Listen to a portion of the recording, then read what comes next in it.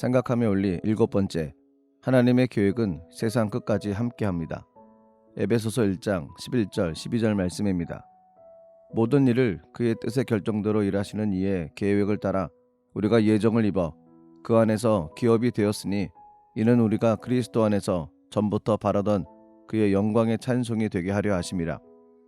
애굽에서 430년간 노예 생활을 하는 이스라엘 민족을 향한 하나님의 계획은 가나안이었습니다.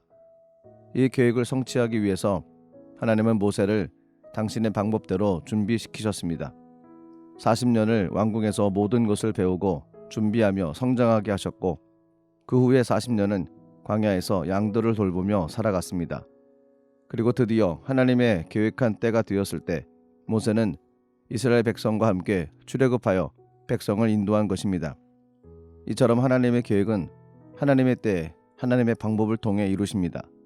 비록 사람의 눈에는 그것이 더디어 보이고 이해가 되지 않을지라도 하나님의 계획은 한치의 오차도 없이 그분의 시간에 맞추어 세밀하게 진행됩니다.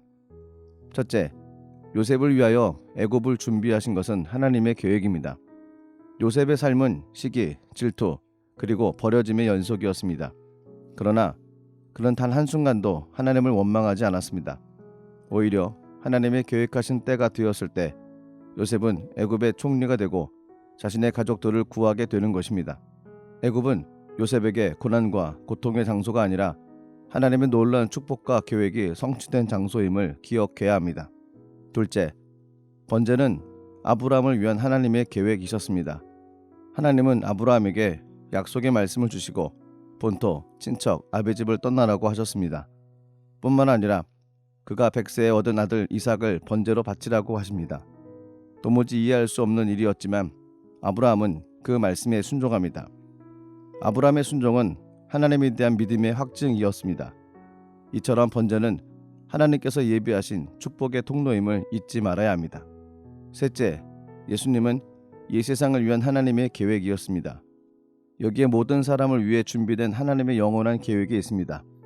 이것은 하나님의 계획 중에 가장 크고 위대한 것이며 오늘도 계승되고 있으며 앞으로도 계속될 하나님의 계획입니다. 그것은 바로 예수 그리스도입니다. 이를 위해 예수님은 직접 사람의 몸을 입으시고 십자가를 통하여 우리의 죄를 대속하셨습니다. 예수님은 하나님을 떠난 사람들을 위한 하나님의 사랑이며 놀라운 구원의 계획입니다. 그렇습니다.